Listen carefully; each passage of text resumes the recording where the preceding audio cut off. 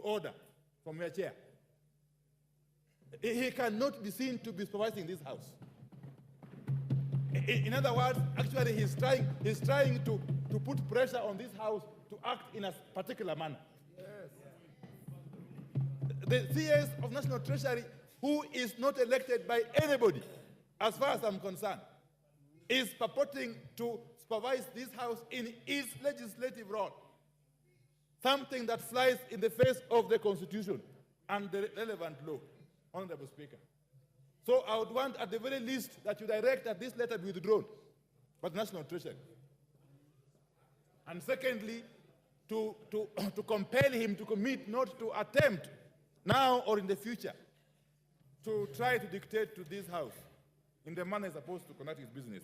I submit, Honorable Speaker. Majority Leader. Thank you, Honorable Speaker. And let me thank the Leader of Majority for raising this particular issue about this letter. But Honorable Speaker, the Minority Leader, sorry.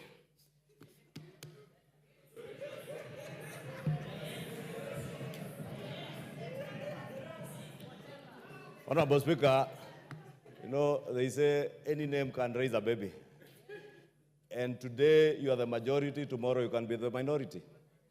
There's absolutely nothing wrong with me, the slip of the tongue, referring to the Honorable Pio Wandai as a leader of majority. At times I've had people, the slip of the tongue, refer to Junet as a majority whip. At times I am referred to as a minority leader, majority whip. Any name is a name, provided we do what we are here to do.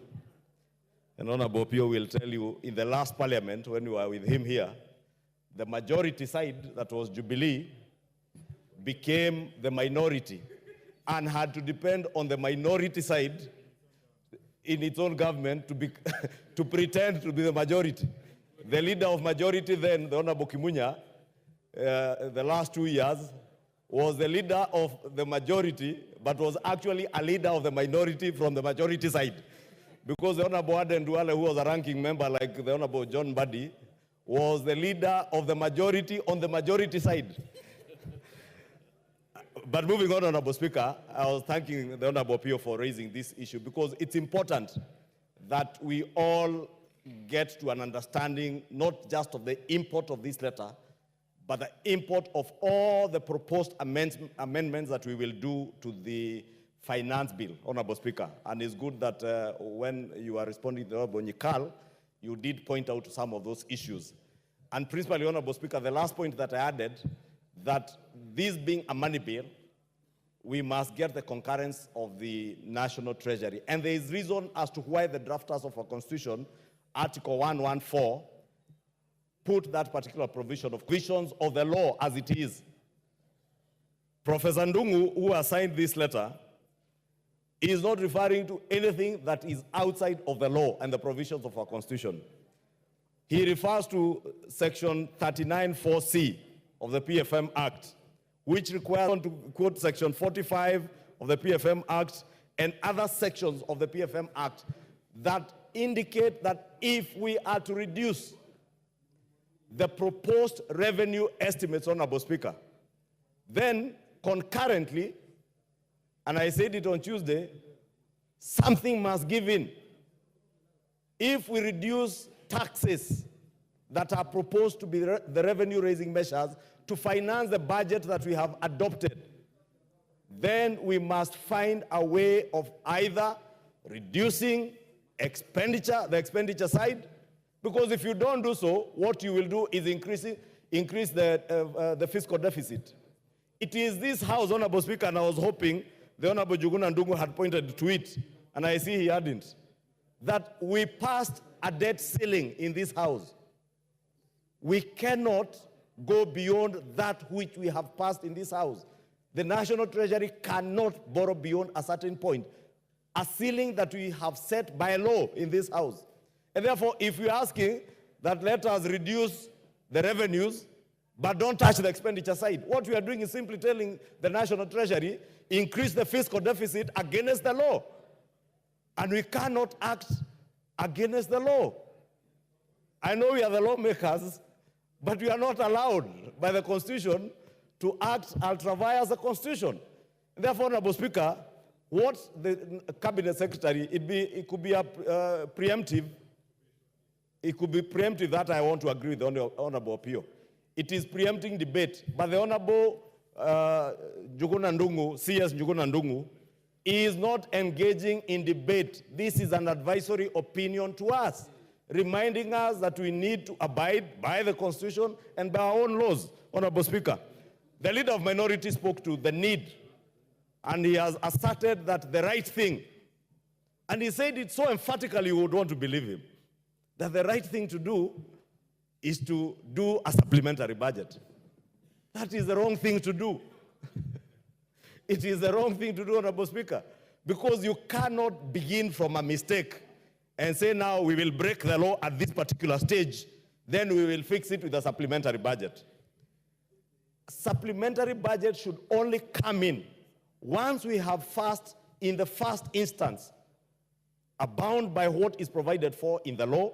We have not burst our fiscal deficit as stipulated under our PFM Act.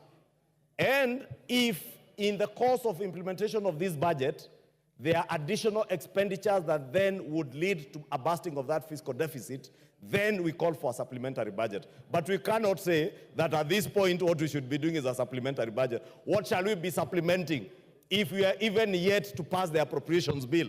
We need to pass the appropriations bill and the finance bill so that we complete the budget-making cycle. Once you complete the budget-making cycle, then after that you can do a supplementary budget. But we cannot complete a budget-making cycle against the law. And that is what Honorable Pio and I is telling us that we should do. It is my humble submission, Honorable Speaker, then, that this letter is in good standing, and this is the way it is. I saw a number of votes, Honorable Speaker, and I said on Tuesday, Honorable Speaker, when this report was tabled, that someone once quipped that choices have consequences. And in lawmaking, the same is true. If we choose to cut on our revenue-raising measures, as the Finance Committee has proposed, there will definitely be consequences. Honorable Speaker, I am fortunate to have been in this House in the last Parliament. The Honorable Andai, who has raised this issue, and the Honorable Junet were in this House in 2018. In 2018, Honorable Speaker, you remember the contentious Uhuru second term, the second finance bill. It was equally contentious. And you remember the debate that was there then about fuel, from 16%, 8%, from 0% VAT. And when we did the revenue-raising measures bill in the form of a finance bill, consequently, we had to adjust the expenditure side. Therefore, Honorable Speaker, it is not the first time it is happening, and it is not the last time. Therefore, if our JSS teachers, who we appropriated resources to hire, if there isn't adequate resources to hire JSS teachers, then something has to give in. If there is a road in Ugunja constituency that was to be tarmacked, and the resources are not enough, or in Kikuyu constituency for that matter, then we just have to do away with them, Honorable Speaker. Therefore, I just want to ask the Honorable Pio to hold his horses. In actual fact, what we are doing now is anticipating debate, Honorable Speaker. We are the ones now who are anticipating debate because we are yet to complete the finance bill, because at the conclusion of the finance bill, it is only at that point we'll be able to tell the net effect of all the changes that have been made and decide whether then we need whatever quantum we need to adjust on the expenditure side. Honorable Speaker, let me just conclude by saying we cannot and we shall not have our cake and eat it at the same time. Thank you, Honorable Speaker. Order, honorable members. Order. Honorable members, this issue is very straightforward, but for purposes of record, I'll give you a direction at 2:30. Meanwhile, we proceed with the debate. It has absolutely no impact on the debate going on. I will give you a direction at 2:30. Order, Honorable Wandai, you have so ably prosecuted your case, and the majority leader has responded. Budget chairman, I will, in fact, pass on these letters to you. So I'm not opening debate on this. Call out the next order. Order, honorable members. Order. When I came to the chamber, I had seen this letter. And I had also my own feelings about it. I'll give you direction at 2:30. I don't have to consume parliamentary time debating something that is very clear in my mind. My thoughts are very rich, Junet. Have you called us? Order, honorable members, order. Back to the finance bill. We have 120 requests. With 120 requests, at 5 minutes, we need about 9 to 10 hours. Can I ask the majority and minority leader to approach the chair? The majority and minority leader approach the chair.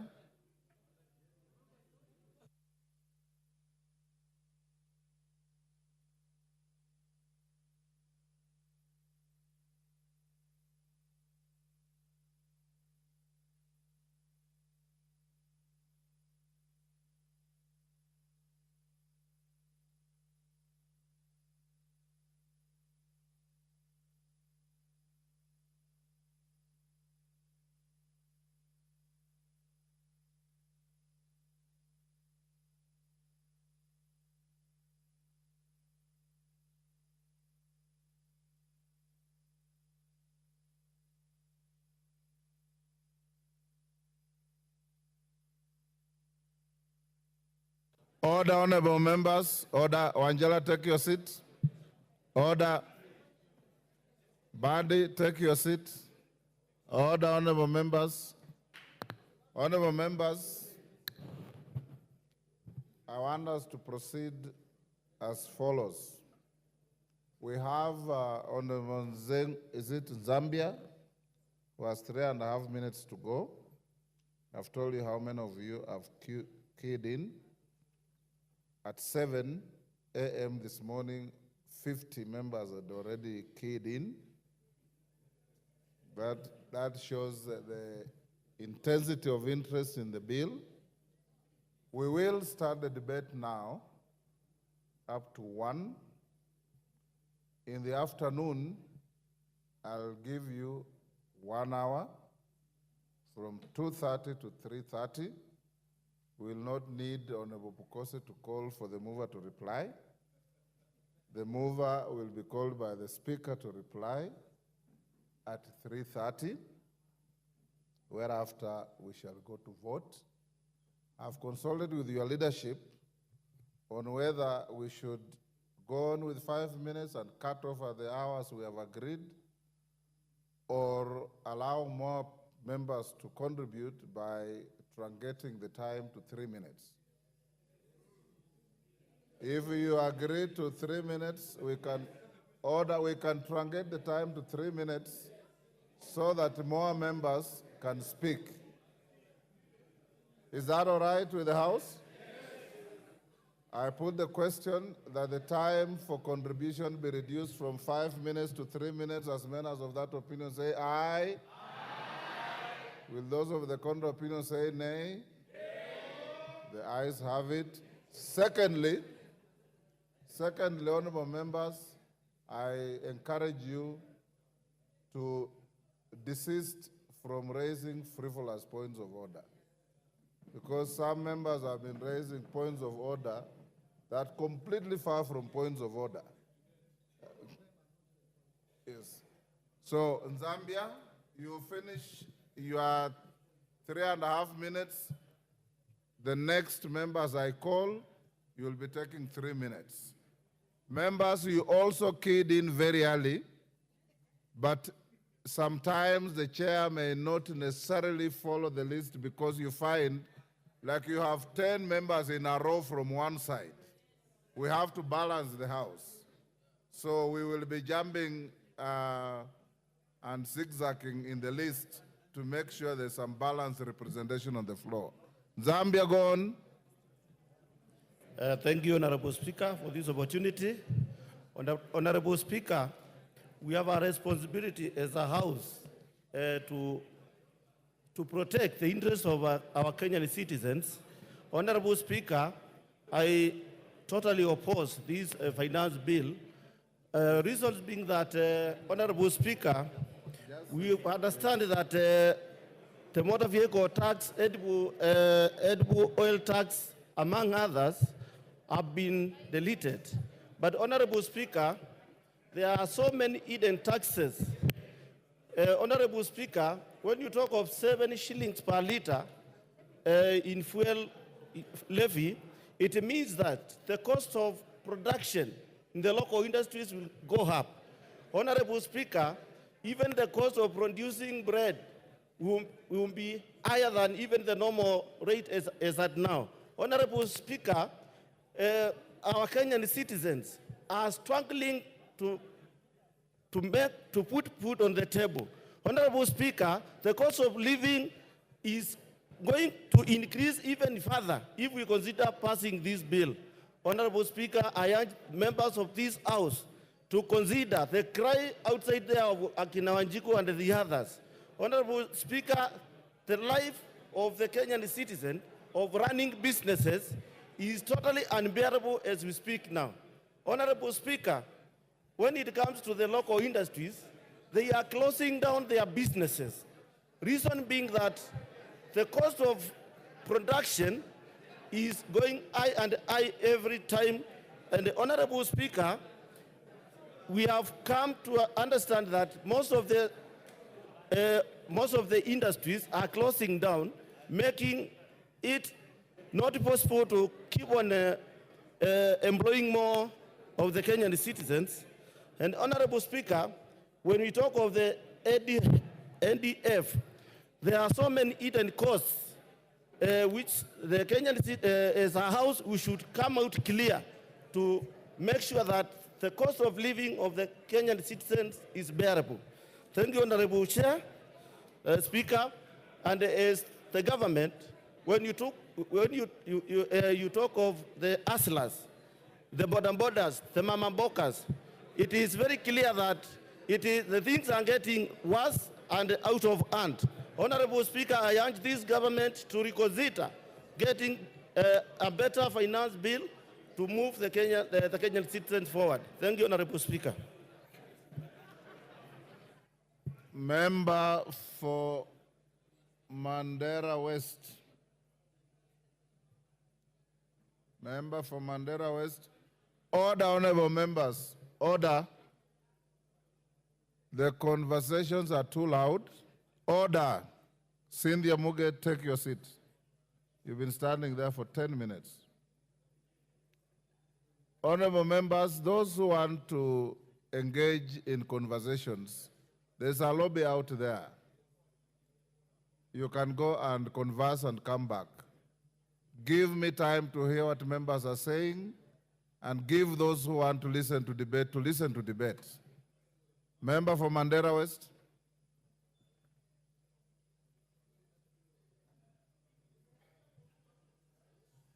Give him a functioning mic.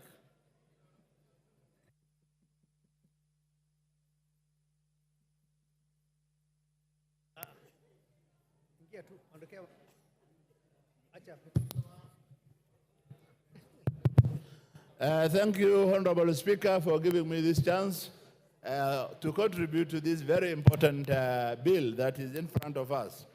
Mr. Speaker, sir, finance bill is an annual event. It has been done from the time Kenya was born up to this time. I personally, I think this is the 7th one I am contributing or participating in. And therefore, we all know that without finance bill, there will be no government activity. If you don't pass finance bill and allow the government to continue with its activity, there will be no government activities. And we all know that the government is there for the interest of the community, the larger community. I take this opportunity to sincerely thank the Finance Committee for listening, for doing a very thorough public participation all over the country, and for listening to the various issues that has been raised by the public, and for particularly saying that the contentious issues such as the VAT on bread, motor vehicle, the eco levy on sanitary pads and diapers, the excise duties on vegetable oil and others, which were contentious, they have already recommended that it be dropped. And therefore, it is for this House to concur with the recommendation of the Finance Committee to drop those very contentious issues. I have been called by my constituents so much, but as I explained to them what has been dropped, and particularly the finance bill is looking at putting 1 billion shilling for restocking. As you all know that the area where I represent and others had a serious drought for 4 years, and we lost almost all our livestock, and we don't have any other livelihood except rearing of livestock. And this finance bill is giving us 1 billion to restock. That is a very big gain, and my constituents have told me that make sure that 1 billion is protected. Honorable Speaker, sir, there are very important gains in this finance bill, particularly. Your time up. Irene Mayaka. You have 3 minutes, so compose your thoughts and compress them quickly. Thank you, Honorable Speaker. Honorable Speaker, I take this opportunity to emphatically reject the finance bill. And Honorable Speaker, one of the things that I just want to say and make very clear is that we should not subject ourselves to the pressures that are being implemented by the IMF on funding conditions that they're giving to this country. Honorable Speaker, I want to thank the Gen Z and the people of Kenya because they exercise their rights under Article 1 and 2 of the Constitution, together with Article 37 of the Constitution. Honorable Speaker, in my quest to reject the finance bill, one of the things that I just want to say very clearly, I keep hearing members telling us that we need to start using locally manufactured sanitary towels, and especially to our male members. I just want to tell you, stop taking Panadols for our headache. Locally manufactured sanitary pads are not of good quality. You cannot expect young girls out there to use pads that will make them have infections and such like things. Honorable Speaker, some of the clauses that I really want us to look into and come and also reject is, for example, clause number 63 that talks about KRA having access to our information. Clause number 23 that talks about amateur sporting association being added additional tax. Honorable Speaker, some of the repercussions that we will have as a country if we continue with this finance bill is that we are making our investment climate to become a very unpredictable one. We will make our country not be and have appetite for investments from foreign investors and local investors.